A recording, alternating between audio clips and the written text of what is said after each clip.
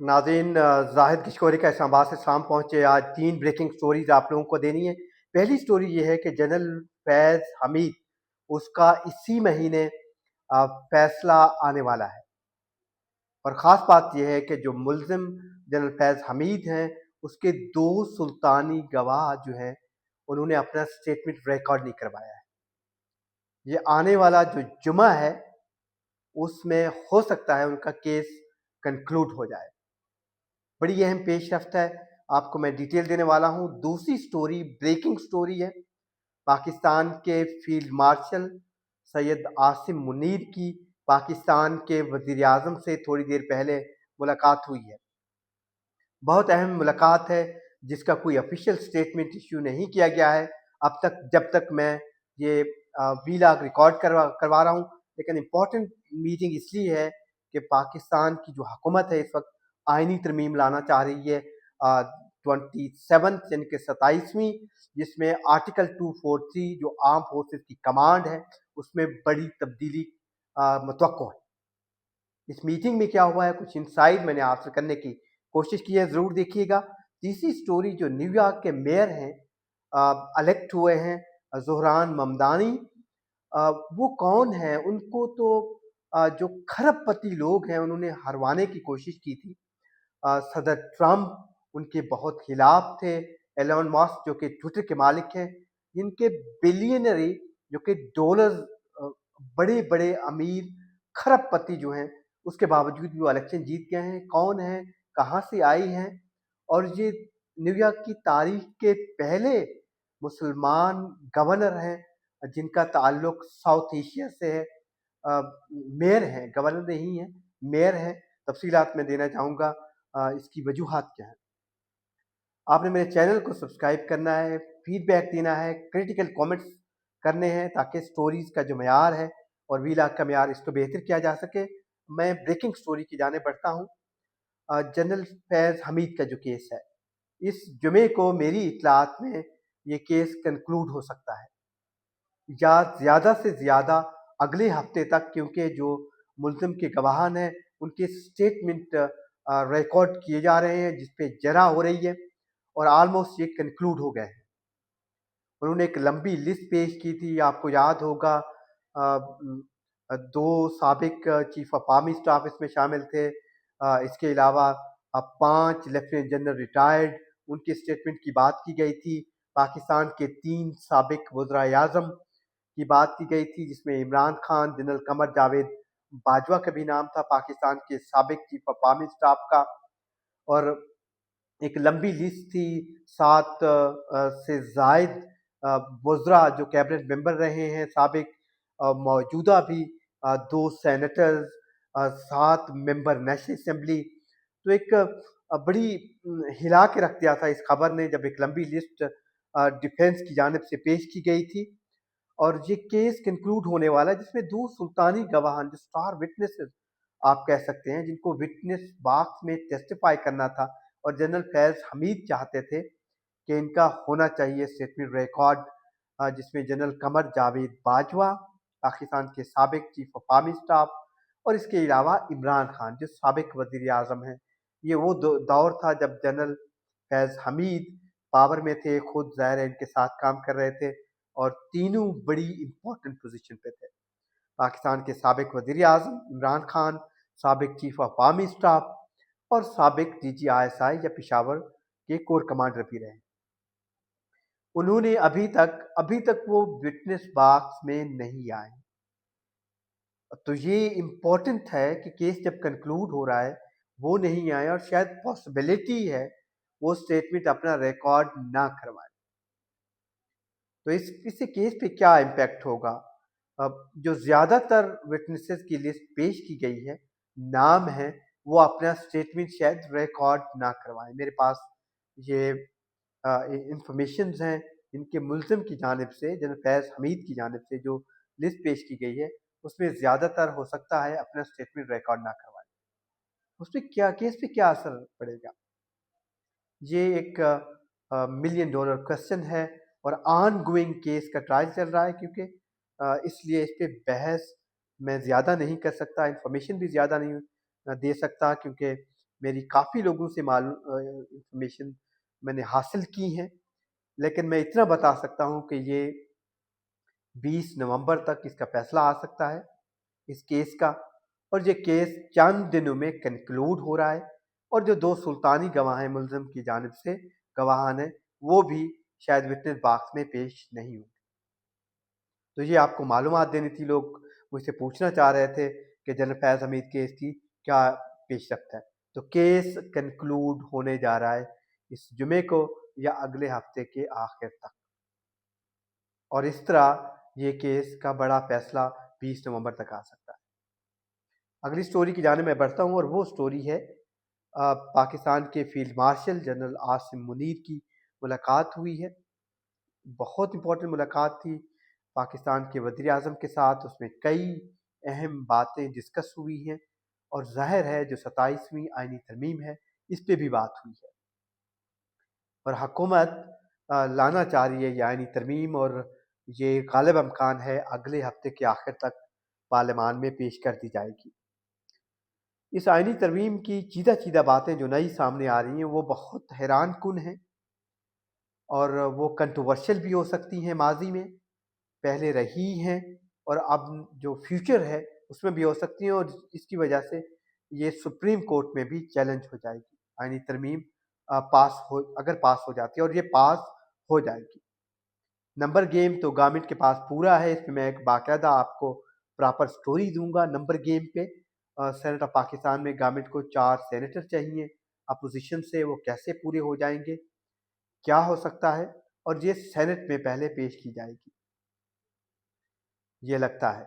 اس میں جو آرٹیکل 243 ہے جو آرم فورسز کی کمانڈ پر ہے، جس میں جو فیلڈ مارشل کا عہدہ ہے اس کو آئینی شکل دینی ہے آئین میں، اس پہ گورنمنٹ اس کو آلٹر کرنا چاہتی ہے۔ اس میں کئی چیزیں ہیں جو پہلے ہی تفصیلات میں آپ کو دے چکا ہوں۔ اس کے علاوہ 175A آرٹیکل ہے جو ججز کی تعیناتی کے معاملات ہیں سپریم کورٹ اور ہائی کورٹ میں۔ اس کے علاوہ آئینی عدالت حکومت لانا چاہتی ہے، اس میں ججز کی تعیناتی کے معاملات بھی ہیں، جن کی عدلیہ کی آزادی، عدلیہ کی جو اقتدار ہے، طاقت ہے، اور عدلیہ کی جو اوورال ایک میکانزم ہے تعیناتی کا ججز کا، وہ دوبارہ آئے گا۔ اور اس میں ایک بحث یہ بھی آ رہی ہے جس پہ میرے پاس کریڈیبل سورسز سے انفارمیشن آئی ہے کہ 26ویں آئینی ترمیم کے جو کچھ چیدہ نکات ہیں ان کو بھی ریویو کیا جا سکتا ہے۔ یہ بہت اہم ہے، ویری ویری امپورٹنٹ پوائنٹ ہے، جس میں ایک بات تھی پروفٹ کی، نفع کی، منافع کی یا سود کی، جو کہ 2028 سے پاکستان میں لاگو ہونا ہے، اس کو بھی دیکھا جا سکتا ہے جو مولانا فضل الرحمان کی ایک کنڈیشن تھی۔ اس کے علاوہ 175A اس کو بھی دیکھا جا سکتا ہے، جو دیکھا جائے گا، اس پہ میرے پاس معلومات ہیں، کیونکہ جو آئینی بینچز ہیں سپریم کورٹ میں اور ہائی کورٹ میں ججز کی تعیناتی کا عمل ہے۔ اس کے علاوہ الیکشن کمیشن آف پاکستان میں جو ممبران اور چیف الیکشن کمیشن کی تعیناتی کے معاملات ہیں، ان کا ٹائم پیریڈ ہے، اور اپوزیشن کے ساتھ کنسلٹیشن کا پروسیس ہے، یہ بھی دیکھا جائے گا۔ غالباً آئین کا جو آرٹیکل ہے 215 ہے اس کو دیکھا جائے گا، اور 103 آرٹیکل ریویو کیے جائیں گے 27ویں آئینی ترمیم، اور یہی ڈسکشن پاکستان کے وزیر اعظم کی فیلڈ مارشل سے بھی ہوئی کہ فیلڈ مارشل کا عہدہ ہوگا، کمانڈر ان چیف کا ہوگا، اس کے لیے ان کے ڈیپٹی ہوں گے، اور تعیناتی جو آرم فورسز کے جو سربراہان ہیں ان کی عمل دخل کتنا ہوگا فیلڈ مارشل کا۔ تو یہ معافی جگہ یہ امپورٹنٹ ڈسکشنز ہیں۔ اس کے علاوہ خیبر پختونخوا میں آن گوئنگ آپریشنز ہیں، اور ایک اہم بات وار آن ٹیرر پہ 1 پوائنٹ جو NFC ایوارڈ کے معاملات ہیں، 18ویں ترمیم تو ہے ہی، اس کو دیکھا جا رہا ہے، ریویو کیا جا رہا ہے۔ اس کے لیے جو ڈیفنس ہے پاکستان کی آرم فورسز کا، جو کہ مغربی اور مشرقی سرحد پہ ایک جنگ کا سماں ہے، اس کو 3% تک بڑھایا جا سکتا ہے، 3 سے 5%۔ اس سے آرم فورسز کا جو دفاع ہے اس کا مقصد مضبوط کرنا ہے اس کو، اور تمام سیاسی جماعتیں جو پارلیمان میں بیٹھی ہوئی ہیں ان کو کنسنسس ڈیولپ کرنا ہے۔ یہ بہت امپورٹنٹ ڈیولپمنٹ ہے، یہ ایک سوچ ہے، یہ ڈسکشن ہے جو وہاں پر آئی ہے، میں نے آپ کو دینا تھا۔ معافی جگہ نزلہ اور زکام مجھے لگا ہوا ہے، تو اس لیے معذرت۔ میں اگلی سٹوری کی جانے بڑھتا ہوں۔ وہ سٹوری ہے نیو یارک کے میئر کی، جو نئے میئر بنے ہیں نیو یارک کی تاریخ کے پہلے مسلمان میئر، اور ایسے میئر جو نوجوان ہیں، 34 سال ان کی عمر ہے، انڈین اوریجن سے ہیں، کمپالا یوگنڈا میں پیدا ہوئے ہیں، میرا نیئر کے بیٹے ہیں، خاتون انڈین اوریجن پنجابی، اور محمود ممدانی کے بیٹے، اور پلے بڑے 7 سال کے بعد نیو یارک میں آ گئے تھے، وہیں سے پڑھے ہیں، اور ڈیموکریٹ ہیں، سوشلسٹ ہیں۔ اور ان کو جو ارب پتی ہیں، جو ملینر ہیں، بلین جنہوں نے خرچ بھی کیے ہیں، including president Trump, Elon Musk جو دنیا کے امیر ترین شخص ہیں، بڑی مخالفت کی انہوں نے کہ یہ نہ جیتے۔ جو ارب پتی ہیں وہ کون ہیں جنہوں نے ان کے خلاف کمپین چلائی، اس کے باوجود بھی زہران ممدانی جیت گئے الیکشن، اور انہوں نے کہا مجھے فخر ہے مسلمان ہونے کے ناطے، ڈیموکریٹ ہونے کے ناطے، اور ارب پتیوں کی یہ شکست ہے۔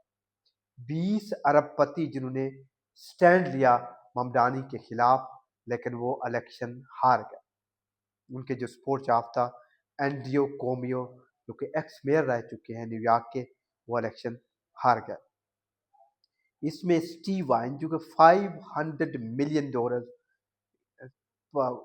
انہوں نے خرچ کیا ہے، جو لاس ویگاس سے ان کا تعلق ہے، ریپبلکن نیشنل پارک کنونشن، جو ہمیشہ بہت پیسے خرچ کرتے آئے ہیں، انہوں نے مخالفت کی۔ الائس والٹن انہوں نے پیسے خرچ کیے لاکھوں ڈالرز، مائیکل بلومبرگ انہوں نے بھی ملینز آف ڈالرز خرچ کیے۔ اس پر جو اطلاعات ہے میڈیا کی جو میں نے دیکھا ہے، لاؤڈر فیملی $2.6 ملین، جوئے گیبیا $2 ملین خرچ کیے ہیں، بل آکمین نے $1.75 ملین خرچ کیے، بیری ڈلر نے $5 لاکھ خرچ کیے، لوری نے بھی اتنے ہی پیسے خرچ کیے۔ تو یہ امپورٹنٹ ہے اس سینس میں، جو آپ کو بتانا ضروری ہے کہ کیا ہو رہا ہے دنیا میں، نیو یارک میں جو دنیا کا ٹاپ کا شہر ہے۔ مینہٹن میں جائیں آپ، مجھے بھی اتفاق ہوا ہے، ساری دنیا کی نظریں نیو یارک پہ ہوتی ہیں، اور وہاں سے ایک مسلمان کا جیتنا، نوجوان کا، انڈین اوریجن کا، اور وہ ان کو فخر سے یہ بتانا، اور امریکہ کا صدر اور ایلون مسک اور پوری نیو یارک کی جو ارب پتی ہیں، کھرب پتی ہیں، ان کی مخالفت اس کے باوجود بھی جیتا، تو یہ ظاہر کرتا ہے کہ ڈیموکریسی اور عام لوگ ووٹ کی کتنی طاقت ہے۔ آپ جتنی بھی کوشش کر لیں، یہی صورتحال پوری دنیا میں ہے آج کل، کہ پیسہ ضروری نہیں ہے، لوگوں کے ووٹ کی طاقت ہے۔ یہی ایک وجہ ہے، پاکستان میں بھی اسی طرح کے آپ کو صورتحال نظر آتی ہے، لیکن بدقسمتی سے ووٹ پاکستان میں کنٹروورسیز کا شکار ہے۔ تو یہ آپ کو ساری معلومات دینی تھی، لیکن نیو یارک نے ایک نئی تاریخ رقم کی ہے، جس طرح سے لندن کے میئر صادق خان ہے، اسی طرح سے نیو یارک میں زہران ممدانی۔ تو دونوں کے لیے بیسٹ وشز۔ ڈیموکریسی ہے ان دنیا کے 2 بڑے شہروں میں، اور اسی طرح سے توقع کی جاتی ہے پاکستان میں بھی، دوسرے ممالک میں بھی ایسا ہی ہوگا۔ فیڈ بیک ضرور دیجیے گا، اگلی سٹوری تک کے لیے اجازت دیجیے، خدا حافظ۔